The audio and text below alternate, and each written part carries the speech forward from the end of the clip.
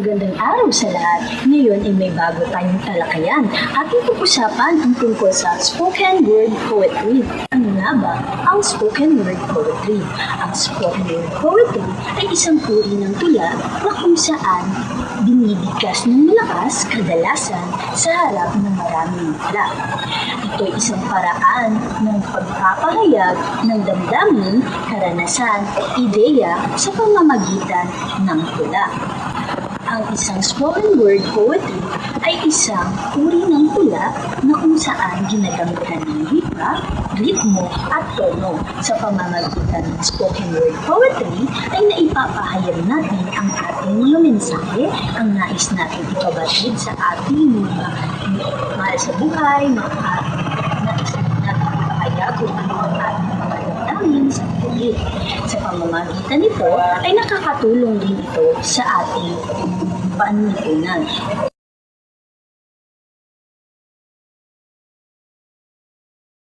Spoken word poetry ay maaaring magkaroon ng iba't ibang anyo. Ngunit karaniwang naglalaman siya ng mga sumusunod na elemento. Una na rito ang ritmo at metro. Ano nga ba ang ritmo? Ang ritmo ay ang pattern o daloy ng tunog sa isang tula. Ito po ay binubuo ng pagkakasunod-sunod ng mga salita at ang kanilang mga tunog na naging dahilan upang magkaroon ng musicality at pagkakaayos sa pagbibigay mensahe o pagbibigay buhay sa isang mensahe. Halimbawa na lamang kung iisipin natin na ang isang tula na may mabilis na ritmo sa mga taludtod na naglalarawan ng mga galit at pagkatapos ay biglang bumagal sa isang linya na naglalarawan ng sakit o pagkawala. Ang pagbabago sa ritmo ay nagdadala ng mas malalim na damdamin. Mahalaga ito o mahalagang elemento siya ng isang spoken word poetry na kung saan nagbibigay ng buhay at kahulugan sa mga salita na nagiging dahilan upang mas maramdaman ng isang tagapakinig na ang kanyang mga mensahe na nakapaloob sa isang tula. Ang metro naman ay ang sukat ng mga taludtod o linya na maaring maging regular o irregular. Ang metro ay ang sistematikong pagsasaayos ng mga pantig o tunog na bumubuo sa ritmo ng tula. Isipin ang isang taludtod na may regular na metro na may 6 na pantig sa bawat linya. Kung biglang may linya na may 4 na pantig, ang pagbabago sa metro ay maaring magdulot ng epekto at makuha ang atensyon ng tagapakinig. Ang metro ay mahalagang bahagi ng spoken word poetry na nagbibigay ng estruktura at ritmo na nagiging dahilan upang mas maipahayag ang mensahe at damdamin ng tula. Ang mga salita ay pinipili at inilalagay ng may layunin upang lumikha ng isang tiyak na ritmo at metro. Ang sunod naman ay ang imahe. Ano nga ba yung ibig sabihin ng imahe? Ang imahe ito ay tumutukoy sa mga visual na representasyon o mga sensory na detalye na ginagamit sa tula upang magbigay ng buhay at makatawag pansin sa isip ng tagapakinig. Ang mga imahe ito ay naglalayong lumikha ng malinaw na larawan o damdamin sa isipan ng mga nakikinig. Isipin ng isang linya nagsasabi ang ulan ay parang mga luha ng langit. Ang imahe nito ay hindi lamang naglalarawan ng isang tanawin, kundi nagdadala rin ng mga damdaming kalungkutan. Ang imahe ay isang mahalagang elemento ng spoken poetry na nagdadala ng mga visual at emosyonal na connection na naging dahilan ko upang mas maging makulay at makabuluhan ang mensahe ng tula. Ang emosyon ay may mahalagang papel sa spoken word poetry. Ito ang pangunahing elemento na nagbibigay ng lalim at koneksyon sa madla at ang makata.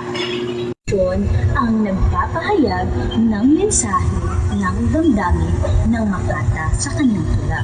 Ang emosyon ang nagsisilbing tulay ng makata sa mga tagapakinig ng kanyang tula.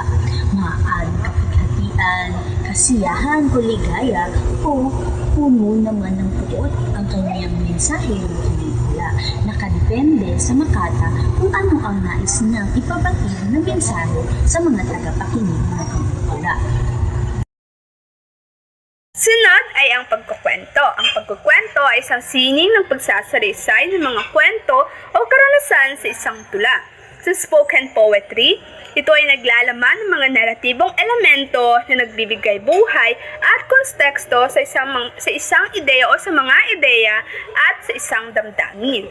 Halimbawa, kung iisipin natin sa isang tula na nagkukwento tungkol sa isang tao na naglalakbay sa kanyang buhay, maaaring ilarawan ang mga pagsubok na kanyang hinarap, ang mga tao na nakikilala at ang mga aral na natutunan. Ang pagkukwento ay nagbibigay ng mas makulay at masining na paraan upang ipahayag ang mensahe.